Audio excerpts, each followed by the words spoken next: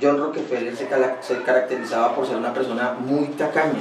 Tenía la plata de la vida, tenía la plata que ustedes quisieran, o sea, fue mucho dinero, y fue mucho dinero producto del petróleo, entre otras cosas. El petróleo, el transporte, bueno, incursionó en muchas cosas. Y este hombre tuvo el dinero que ustedes quieran. Y se caracterizó, como les digo, John Rockefeller, por ser una persona muy tacaña, por cuidar mucho su dinero. Era un hombre que no daba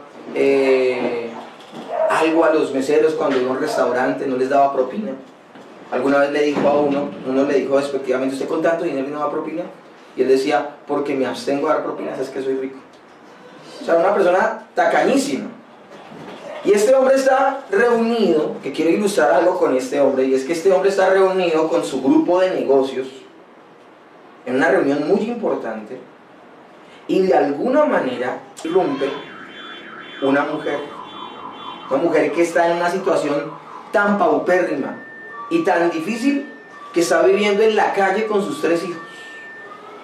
Y ella se entra y se bota a los pies del señor Rockefeller y le dice: señor Rockefeller, por favor, ayúdeme.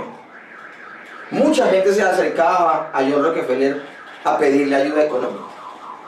Mucha gente se acercaba a él a pedirle que los auxiliara. Y él, con buen ojo de negocios que tenía, sabía que muchas de esas personas sencillamente querían aprovechar su acaudalada fortuna para sacar y pescar algo. Pero cuando ve esa situación y ve en una condición tan paupérrima a esta mujer, él se mueve a misericordia. Él no tiene la obligación de hacer nada. Esa mujer es una más de muchas de las mujeres que entraban en desgracia en la época de la Gran Depresión y de todo lo que sucedió en Estados Unidos. Él no tenía la necesidad de ayudarla. Pero el hombre, de alguna manera extraña, este hombre tan tacaño, este hombre tan mezquino con su dinero, de alguna manera se mueve a misericordia y le dice a uno de sus gerentes regionales, y les dice: el negocio que tenemos en tal lugar, infórmame cuáles son las ganancias de solamente ese negocio que tenemos en tal localidad. Dime las ganancias que vamos a tener en los próximos 10 minutos. Y pasaron 10 minutos. Más o menos para que tengamos una idea de cuánto dinero tenía John Rockefeller. Se los dio a esta mujer, y esta mujer salió de allí y con ese dinero montó un restaurante que administró tan bien y lo convirtió en una cadena de restaurantes. Ahora, creo que logré con el ejemplo hacer lo que quería hacer, que era llamar su atención. Porque a veces nosotros como que usamos como moneda corriente el término gracia y el término misericordia. Y lo usamos como moneda corriente en la iglesia moderna, contemporánea del día de hoy, porque muchas veces lo asociamos precisamente a ejemplos como los que acabo de dar. Ejemplos muy humanos, ejemplos muy de lo cotidiano. Pero ¿qué significará la gracia y la misericordia en términos bíblicos, en términos escriturales? Y es que ese término, movido a misericordia, me llamó poderosamente la atención, y por eso escogía la ilustración por un texto que vamos a estar estudiando el día de hoy. Y me gustaría que fuéramos a 2 de Samuel, capítulo 9. Algunos deben conocer el pasaje, 2 de Samuel, capítulo 9. Y dice así. ¿Lo tenemos ya? 2 de Samuel, capítulo 9, dice así. Dijo David: ¿ha quedado alguno de la casa de Saúl a quien haga yo misericordia por amor de Jonatán? Y había un siervo de la casa de Saúl que se llamaba Siba, al cual llamaron para que viniese a David. Y el rey le dijo: ¿eres tú Siba? Y él respondió: tu siervo. El rey le dijo: no ha quedado nadie de la casa de Saúl a quien yo haga misericordia de Dios. Y Siba respondió al rey: aún ha quedado un hijo de Jonatán, lisiado de los pies. Entonces el rey le preguntó: ¿dónde está? Y Siba respondió al rey: he aquí, está en casa de Maquir, hijo de Amiel, en Lodebar. Entonces envió el rey David y le trajo de la casa de Maquir, hijo de Amiel, de Lodebar. Y vino Mefiboset, hijo de Jonatán, hijo de Saúl, a David, y se postró sobre su rostro, e hizo reverencia. Y dijo David, Mefiboset, y él respondió, he aquí tu siervo. Y le dijo David, no tengas temor, porque yo a la verdad haré contigo misericordia por amor de Jonatán tu padre. Y te devolveré todas las tierras de Saúl de tu padre, y te comerás siempre tu alimento sobre mi mesa, sobre la mesa del rey. Y él inclinándose dijo, ¿quién es tu siervo para que mires a un perro muerto como yo? Entonces el rey llamó a Siba, siervo de Saúl, y le dijo, todo lo que fue de Saúl y de toda su casa, yo lo he dado al hijo de tu señor.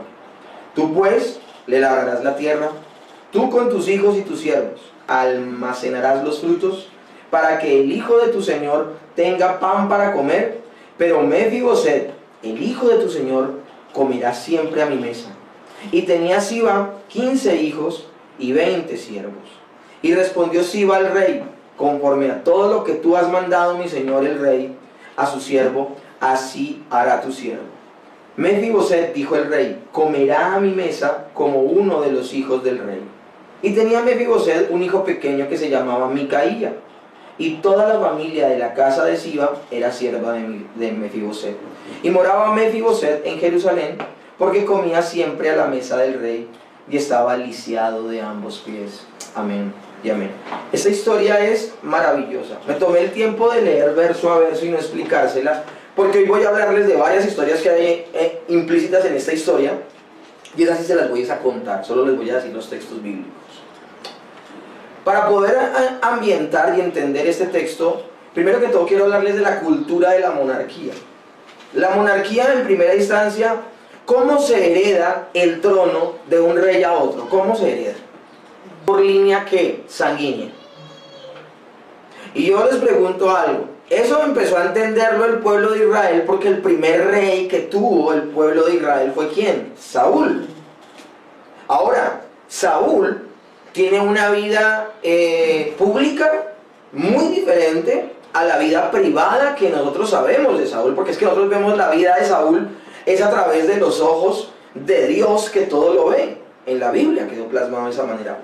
Pero otra era la vida pública, y cuando hablo de pública es lo que veían los seres humanos, lo que veían los hombres. Otra era la historia que tenía Saúl de su reinado público. La gente de alguna manera estimaba mucho a Saúl como rey, porque era su primer rey. Ahora David era hermoso, dice la palabra que era de hombros arriba, pero él siempre tuvo un problema y era que era muy temeroso. Todos conocemos lo que pasó con Saúl, conocemos que él desobedeció al Señor, quiso obedecerle a medias, amañando las cosas, y finalmente Dios lo depone en el trono y unge a David como rey. Amén. Pero aquí vuelvo a remitirme a algo. Vuelvo a remitirme al hecho de que nosotros conocemos la parte espiritual del asunto. El pueblo la ignora. Ahora, el pueblo, si pidió un rey como el resto de las naciones, ellos sabían que el resto de las naciones, después de que se les nombraba un rey, eran los hijos de ese rey los que iban a sucederlo en el trono. Entonces todo el pueblo hebreo trabajaba en función de que luego de Saúl, ¿quién gobernara? Jonatán. Esa es la verdad. La verdad es que no hay expectativas en el pueblo de Israel de que reine ¿quién? David. No las hay. Y nosotros tenemos que leer la Biblia. Cuando leemos la Biblia la tenemos que leer de una manera existencial. ¿Y eso qué quiere decir de manera existencial? Tenemos que leer la Biblia como se vivió en ese momento. Porque a veces nosotros somos tentados a leer la Biblia contextualizándola de una vez a nuestro momento y a nuestros días, y eso cambia toda la historia. Tú desde que comienzas a leer la historia de Saúl, tú te condicionas a que el rey, ¿quién va a terminar siendo? David. Y termina Jonatán pasando a un segundo plano. Termina Jonatán pasándose por allá. Y de pronto tú lloras a Jonatán cuando muere juntamente con Saúl en la guerra. De pronto es allí nomás donde aparece Jonatán. Pero si nosotros vemos el curso de la historia como lo debe estar viendo el pueblo, vamos a entender y vamos a traer a luz muchas cosas. ¿Ok? Tan así era que tenía las expectativas el pueblo de que quien gobernara fuera Jonatán después de Saúl. Tan así era que por mucho tiempo un gran sector de Israel no aceptó a David como rey.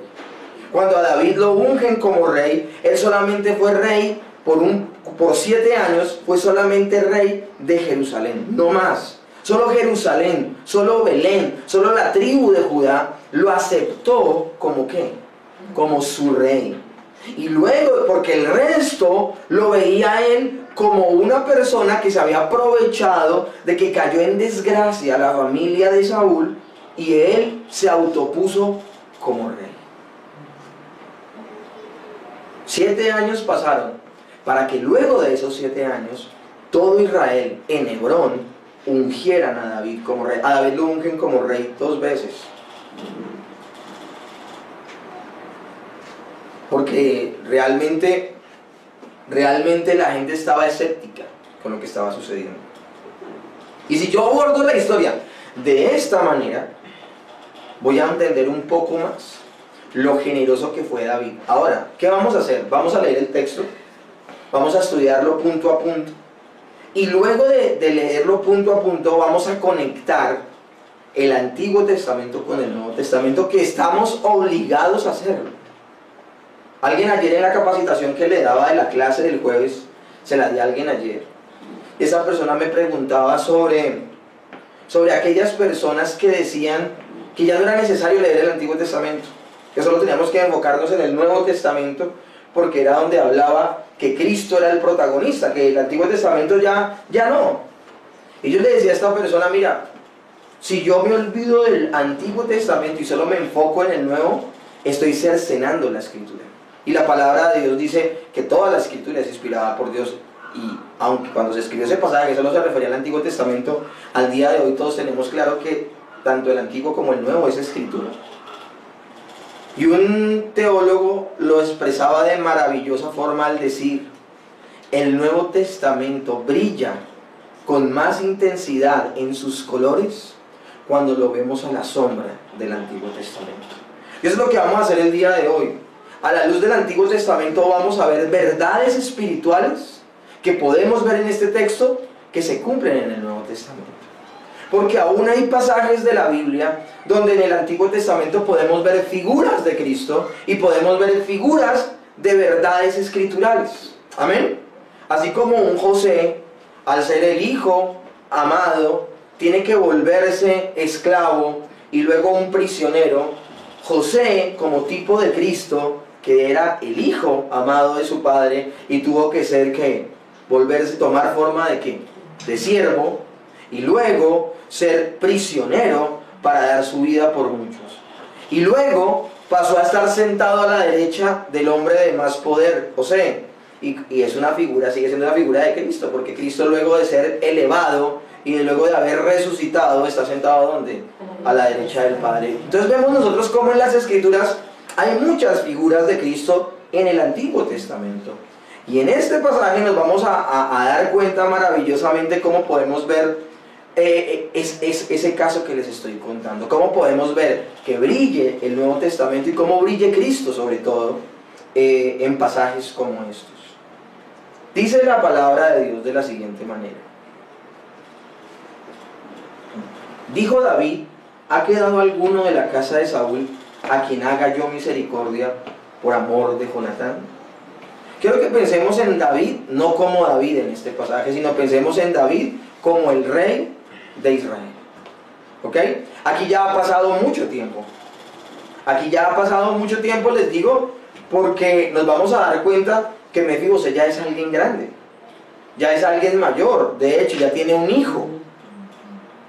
Vamos a darnos cuenta que Mefibosé, por ciertas situaciones, quedó cojo, quedó lisiado de los pies, y esto le sucedió cuando él era pequeño. Y le sucede el mismo día que su papá y su abuelo mueren.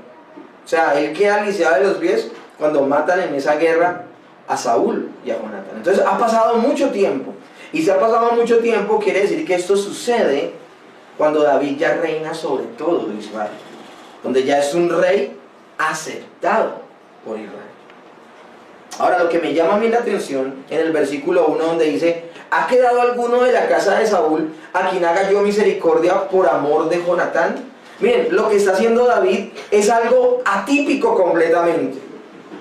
Porque ¿qué hacían las personas que en esa época se tomaban el reinado a la fuerza? De hecho, eso lo podemos ver nosotros en el libro de los jueces. Y vemos como algunos jueces que querían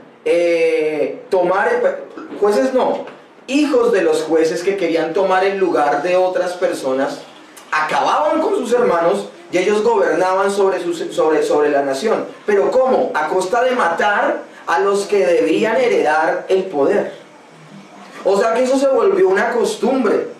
Una costumbre es que si alguien se tomaba el poder a la fuerza, de ahí en adelante esa persona y sus hijos iban a reinar.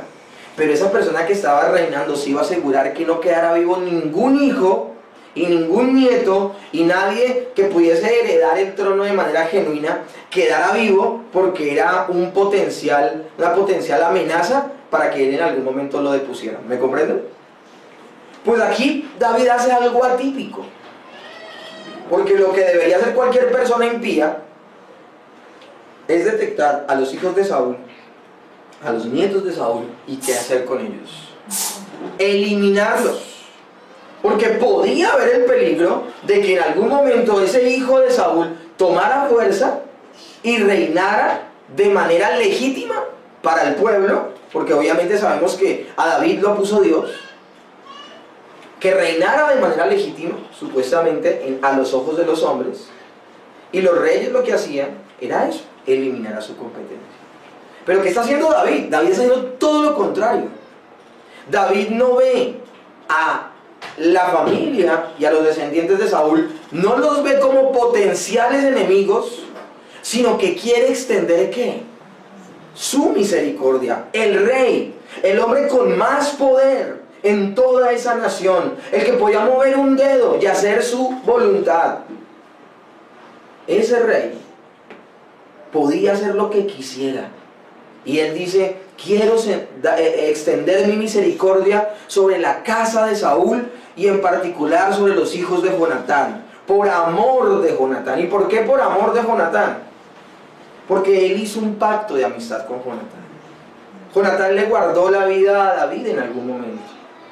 David, viendo su inminente peligro en su vida, cuando le daban esos ataques de locura a Saúl en la casa real, él está tocando arpa y a Saúl de pronto le daba un ataque de ira y de histeria, y cogía una lanza y se la lanzaba, y si no era porque la esquivaba David, quedaba enterrado en la pared con ellos.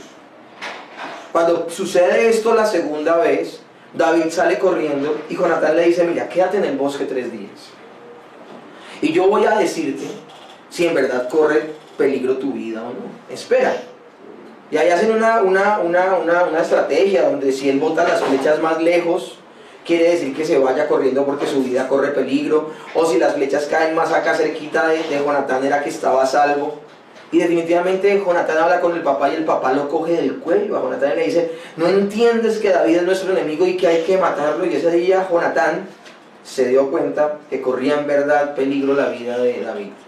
Y ellos llorando se despidieron, pero hicieron un pacto ese día, un pacto de amistad, donde ellos como que se prometían el uno al otro que se iban a cuidar. Anteriormente habían hecho ese pacto de amistad donde habían dicho: yo cuidaré a tu familia si te llega a pasar algo, y tú cuidarás la mía si me llega a pasar algo. Entonces David, ¿qué está haciendo? David está cumpliendo con ese pacto, pero ¿por amor de quién? ¿De Saúl? De Jonatán. Y aquí es donde se dice: bueno, ¿yo cómo conecto esto con el Nuevo Testamento? Miren, hay un rey en los cielos, que un día en su trono se preguntó: ¿de quién puedo tener misericordia? Y vio a la raza humana que él había creado, que en ese momento eran sus ¿qué? Sus enemigos, hijos de ira, lo mismo que los demás, dice Efesios capítulo 2. ¿Y saben qué hace el Rey de los cielos? El Rey de los cielos tiene amor, tiene misericordia de sus enemigos por amor de su hijo. ¿Quién era Jonatán? Jonatán era el hijo del rey. ¿Y qué hace entonces el Rey de los cielos? El Rey de los cielos extiende su misericordia no porque sí, en condición del amor de su hijo, del hijo del rey. Y podemos ver cómo el Señor se mueve a misericordia para alcanzar con su gracia a enemigos suyos. La palabra de Dios dice que cuando nos llama el Señor, dice: estando en nuestros delitos y pecados, Cristo murió por nosotros. ¿En qué momento? ¿En nuestro mejor momento el Señor nos alcanza? No, el Señor nos alcanza en nuestro peor momento. Y cuando hablo de tu peor momento, no me estoy refiriendo a tu peor momento financiero, ni tu peor momento matrimonial, ni tu peor momento laboral. No me estoy refiriendo a eso. Me estoy refiriendo a tu peor momento espiritual, en bancarrota espiritual. Me refiero a que estábamos perdidos en nuestros delitos y pecados. Me refiero en que no había nada agradable a ojos de Dios de parte nuestra. Y aquí quiero remitirme esto de: no había nada agradable a los ojos de Dios de parte nuestra. ¿Ha quedado de la casa de Saúl alguien a quien yo haga misericordia? Y Siba responde al rey: aún ha quedado un hijo de Jonatán lisiado de los pies. ¿Dónde está?, responde el rey. Siba le contesta: en casa de Maquir, hijo de Amiel, en Lodebar. Mefiboset, el nombre Mefiboset, significa el que destruye la vergüenza. Eso significa el nombre de Mefiboset, el que destruye la vergüenza.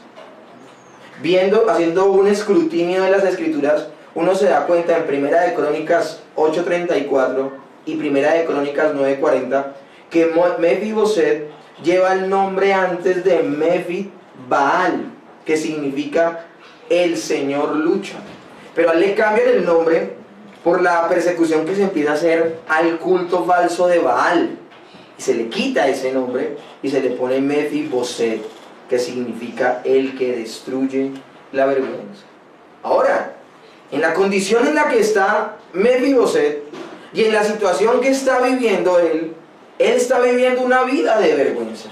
La Biblia habla de que él vive en un lugar llamado Lodebar, y Lodebar significa sin pasto, sin ninguna hierba, un lugar de sequedad, de olvido. Eso significa Lodebar. Allá estaba viviendo el hijo de un rey. De un rey depuesto, de un rey humano, de un rey que había hecho las cosas mal. Y dice que vive en la casa de un hombre llamado Maquir. Y Maquir significa vendido. O sea que la situación en la que está Mefiboset es una situación paupérrima. Ahora, a esto se le añade de que es lisiado de los pies. ¿Por qué es lisiado de los pies? Es lisiado de los pies porque el mismo día, como les repito, que muere su padre y su abuelo, su madre lo toma en brazos y sale corriendo y lo deja caer. Y desde ahí quedó con los pies torcidos. Entonces yo me pregunto algo: ¿será que este hombre que vive en una tierra de olvido, que está en una situación de luto continuo porque pudo haber sido alguien y no lo fue, y que además tiene un problema físico, será algo agradable a los ojos de todo un rey? Y me llama la atención algo. Me llama la atención que sus pies torcidos pueden simbolizar de alguna manera que caminaba mal. Y nosotros, te tengo noticias, antes de conocer al Señor y antes de ser tocados por Él y alcanzados por su misericordia, andábamos mal. Andábamos en nuestros delitos y pecados. La palabra de Dios dice en el Salmo 32, mi verdor se convirtió en sequedades de verano, como lo de Bar, sin pasto, sin pastizales, sin hierba, seco en gran manera, porque eso sucede en una vida cuando en una vida hay pecado y maldad. Puede que brilles en muchas otras cosas, pero a nivel interno, a nivel espiritual estarás seco. Dice el salmista, mientras callé se envejecieron mis huesos, en mi gemir todo el día, mi verdor se convirtió en sequedades.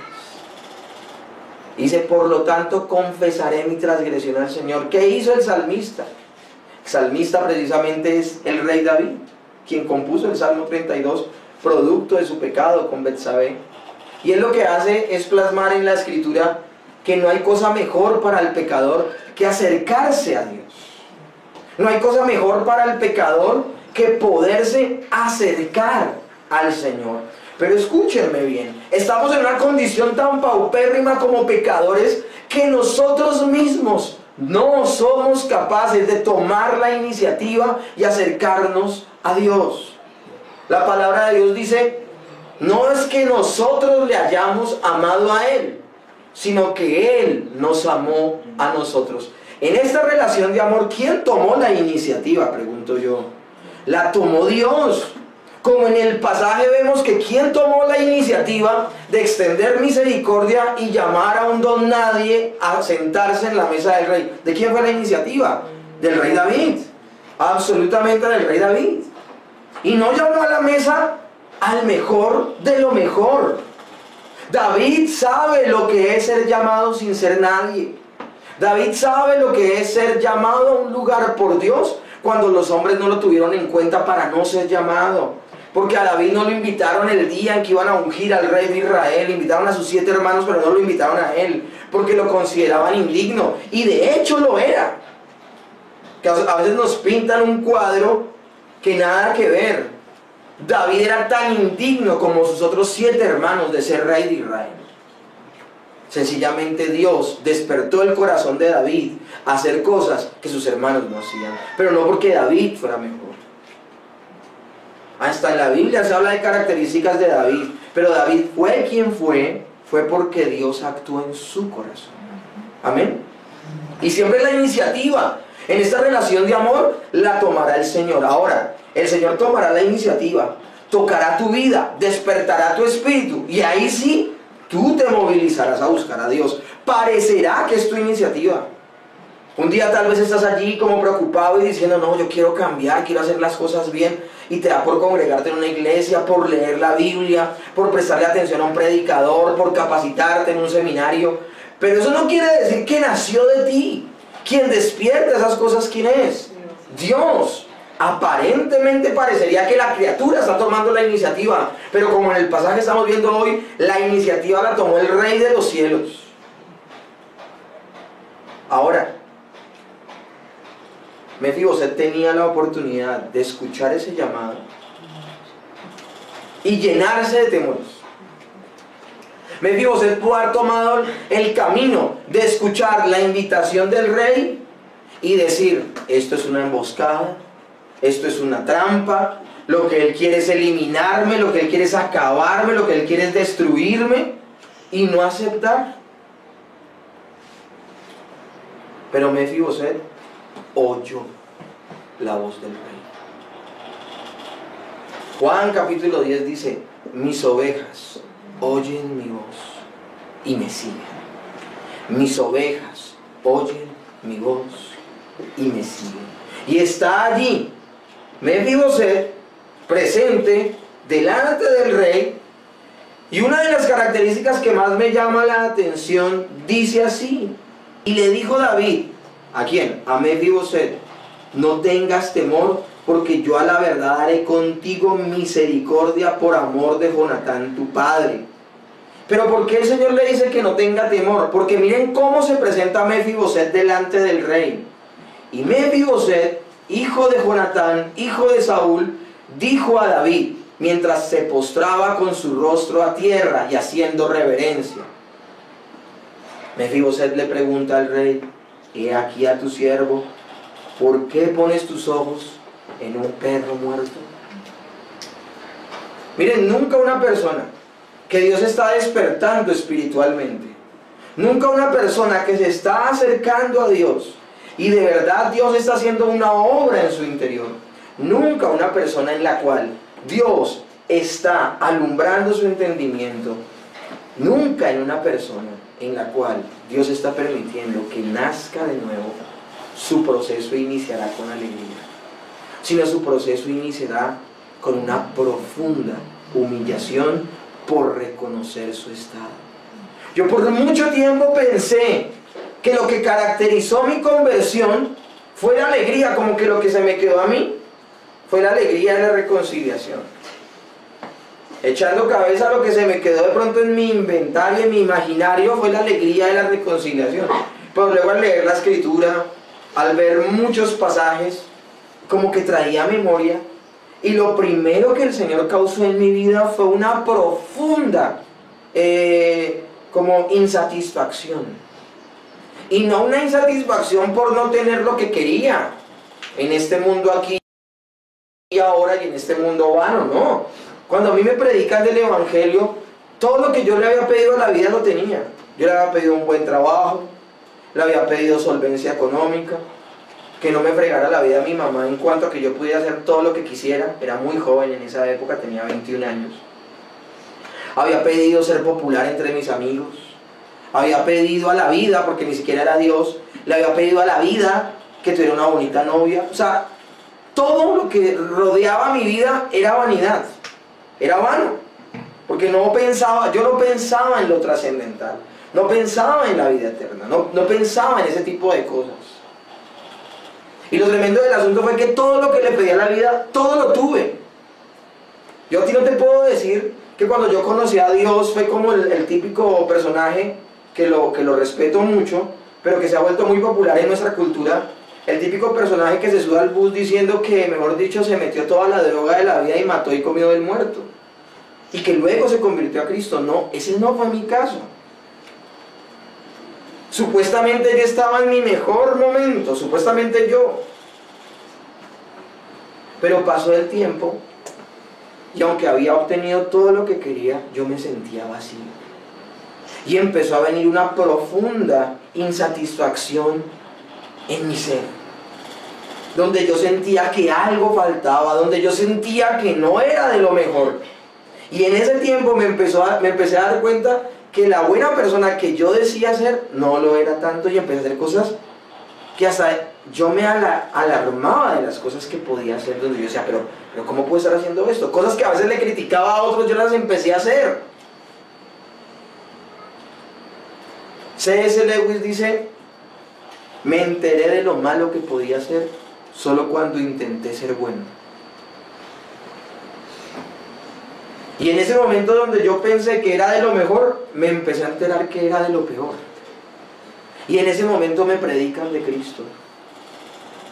Y me llega como anillo al dedo el mensaje, porque lo primero que yo siento cuando me predican el mensaje es que yo soy un hombre pecador. Eso es lo primero que yo siento. No me acercaba a las escrituras desde que hice la primera comunión, que fue como a los 12 años. Y ahí tenía 21. Es decir, me la pasé 9 años. Perdón, yo hice la primera comunión a los 9. 12 años sin acercarme a la Biblia, sin acercarme a las escrituras, sin leerlas, honestamente. Y lo tremendo del asunto es que empezó a crear en mí una profunda convicción de pecado y de lo mal que estaba. Eso es lo que vemos en Mefiboset, un hombre que se bota al piso, que se humilla, que sabe que no es digno de estar delante del trono del rey. Y esto hay que aclararlo porque estamos viviendo una época en la iglesia donde la gente piensa que se merece el favor de Dios. Estamos en una época donde la gente piensa que de hecho le hacen un favor a Dios al venir a la iglesia, o le hacen un favor a Dios al orarle, o le hacen un favor a Dios al leer su palabra. La criatura se ha envanecido tanto que piensa que el Creador le hace un favor al acercarse a Él. E ignoran la trascendencia y la inmanencia del Señor. Ignoran tantas cosas acerca del carácter de Dios. ¿Por qué? Porque no han nacido de nuevo, porque no son seres espirituales, porque Dios no ha actuado dentro de sus corazones y por eso se envanecen. Vemos a un Mefiboset que entiende completamente su condición, pero a pesar de entender completamente su condición, no le hizo el quite a la cita con el rey. Vuelvo y le repito, él pudo haber escapado, él pudo haber huido, él se pudo haber hecho películas, pudo haber dicho no, el rey me quiere muerto, pero no, de alguna manera él venció sus temores y se acercó al rey. Y yo veo esta enseñanza espiritual de que el pecador, por más pecador que se sienta, va a estar a los pies del Señor si el Señor está creando un nuevo nacimiento en su corazón. ¿Y saben dónde yo veo eso? En el endemoniado gadareno. El endemoniado gadareno dice que tiene una legión de demonios dentro. Y ahí, en ese pasaje, podemos ver que nada nos apartará del amor de Dios que es en Cristo Jesús. Porque vemos a un endemoniado lleno de demonios. Dicen que era una legión, y una legión militar de soldados, una legión, el término legión, se hablaba de cuando más o menos 2.000 o 3.000 soldados se reunían, eso era una legión. O sea que en ese hombre había de 2.000 a 3.000 demonios. Yo dudo que en alguno de los que está acá, en algún momento antes de nacer de nuevo, haya tenido 3.000 demonios. Dudo que alguno de nosotros en algún momento antes de haber nacido de nuevo, hayamos tenido 2.000 o 3.000 demonios. O sea, este hombre estaba ¿qué? Estaba llevado, estaba grave. Aún su cuerpo mostraba la posesión tan terrible demoníaca que tenía. Decía que lo ataban con cadenas y la rompía, que dormía en los sepulcros, que vivía desnudo, que se había dejado crecer el cabello y parecía una bestia. Es una cosa terrible. Pero ¿saben qué veo? Que a pesar de que este hombre estaba en ese paupérrimo estado espiritual, 3.000 demonios no fueron suficientes para detenerlo. Y cuando el Señor cruzó la ribera y llegó a esa orilla del lago, ni siquiera los 3.000 demonios pudieron evitar que el endemoniado donde estuviera a los pies de Jesús. A veces leemos ese pasaje y decimos, uy, pero tenaz, o sea, eran muchos. Sí, pero a pesar de que eran tantos, no pudieron evitar que este hombre escuchara el llamado celestial y estuviera delante de Jesús. Porque eso es lo que sucede cuando una persona es oveja de Dios. Hay muchas personas que salen de la iglesia con miedo, diciendo, a mí me pueden robar la fe, o sea, no puedo escuchar algo malo en la televisión, no puedo escuchar a alguien que me predique algo raro del evangelio, no puedo, porque cualquier cosa te roba la fe. Pues si cualquier cosa te roba la fe, te tengo que decir una cosa, tu fe es una fe falsa. Porque la fe salvífica nunca se va. La fe salvífica nunca se va. Yo fui criado en una iglesia donde me enseñaban a tenerle miedo a todo. Fui criado en una iglesia por 16 años donde me decían, no oiga, no vea, no haga. Y luego de 16 años llego aquí al Valle del Cauca. Llegó una iglesia reformada y me acuerdo que en esa iglesia reformada se levanta un hombre perverso que sabía mucha teología, pero que su corazón estaba torcido a nivel moral, era un inmoral. Y se va de la iglesia hablando pestes de una iglesia bíblica y empieza a enviarme correos electrónicos. Y yo fui ante el pastor y le dije, mira, me salen esos correos. Y me llamó la atención lo que me dijo el pastor. El pastor me dijo, si quieres léalos. Y yo, ¿cómo así? Te vengo a informar es porque me parece peligroso que yo lo lea. No, si quieres leerlos. Y si te convence, puedes ir. Porque cada uno oirá lo que quiere oír. Y un hijo de Dios no se dejará convencer por los panfletos de un apóstata. Uy, yo quedé tan aterrado y entendí ese día lo fuerte que es la fe. Yo por eso no voy a andar detrás de ustedes. evitando que un día la fe se les acabe. Porque si la fe es real, primero que todo, la fe no se las di yo. La fe es un fruto que se los dio el Señor. La fe y la gracia no es de nosotros, pues es don de Dios. No por obras, para que nadie se gloríe. La invitación al palacio no se la dio Siba a Mefiboset. Siba sencillamente era un ¿qué? Un emisario, un mensajero. Pero la invitación no venía de Siba, venía del Señor. Entonces sencillamente les doy a ustedes el mensaje. Pero no quiere decir que sea yo el que les otorgue fe. Ay, es que la fe que tengo, que vino por lo que predicó el pastor. Sí, yo soy un mensajero. Pero la fe, ¿quién te la da? Y si la fe te la da Dios, nadie te la puede quitar. Nadie nos puede apartar del amor de Dios que es en Cristo Jesús. Y así como liberó al endemoniado, allí está Mefiboset a los pies del rey. Sí, con muchos temores. Sí, con muchas situaciones. Sí, con una presentación deplorable. Pero estaba enfrente del rey, porque oyó su llamado y acudió a él. Ese cuentico de que el hombre es más fuerte que Dios. Cuando una persona realmente nace de nuevo, no se puede resistir al llamado celestial. Y cuando decimos que no puede resistir, no significa que sea obligado, no.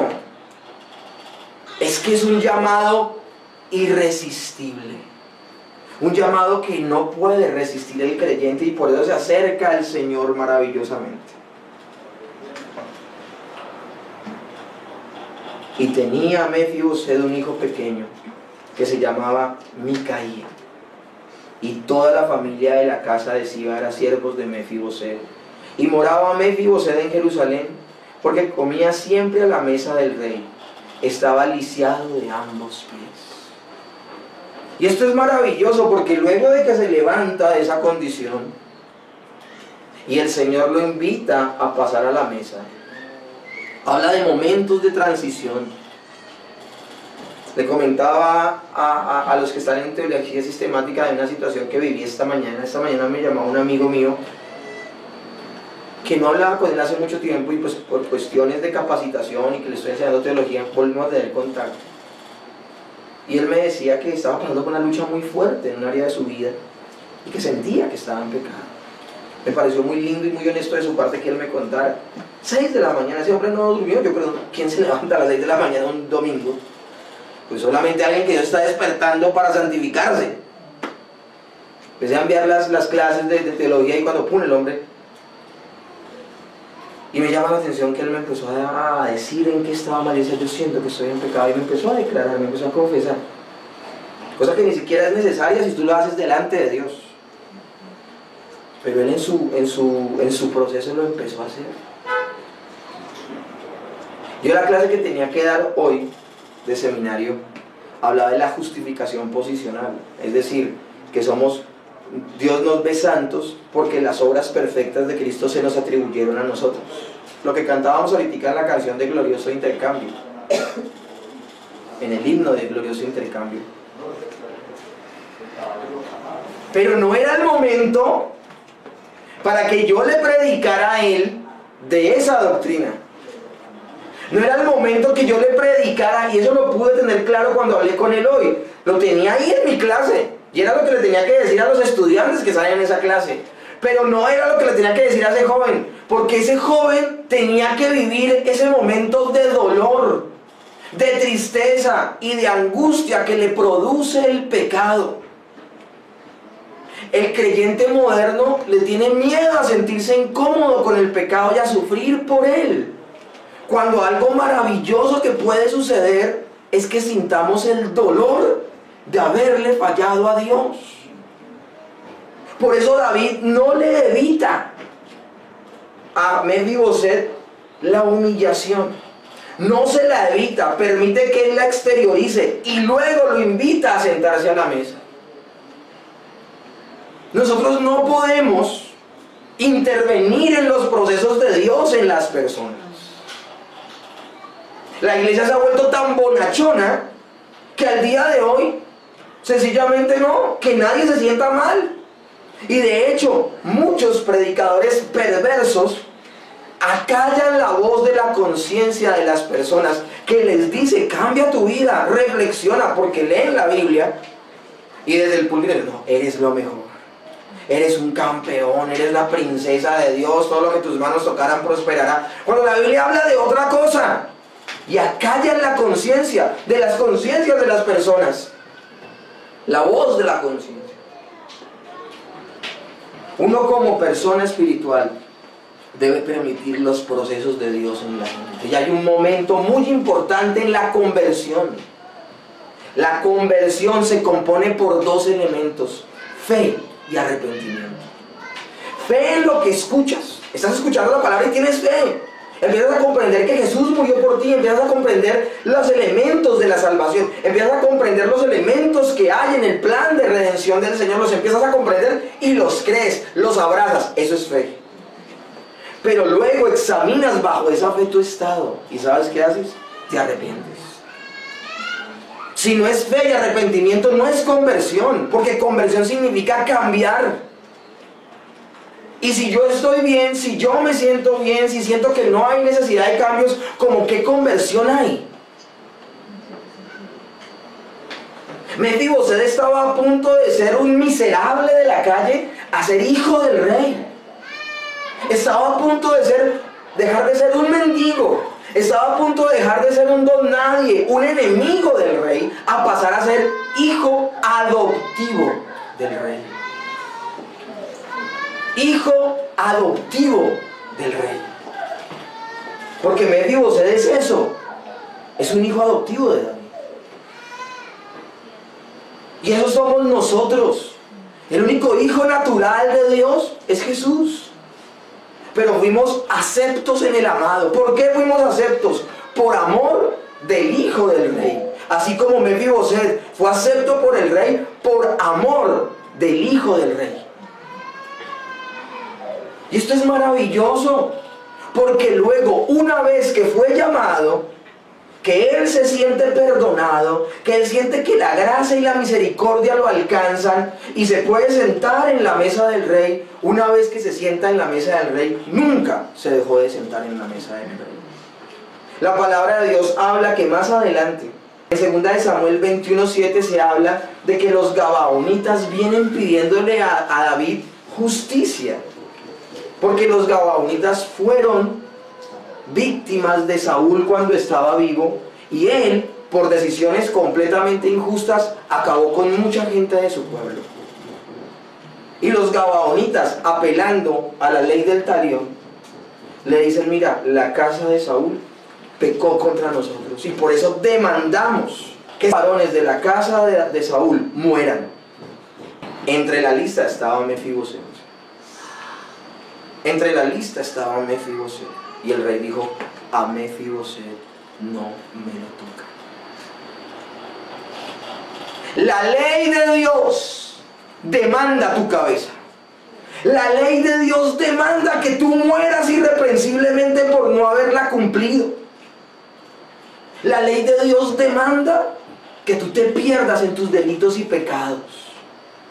Pero cuando la ley de Dios demanda eso, hay uno que me dio por ti: Jesucristo, el que vivió la vida perfecta que tú no podías vivir.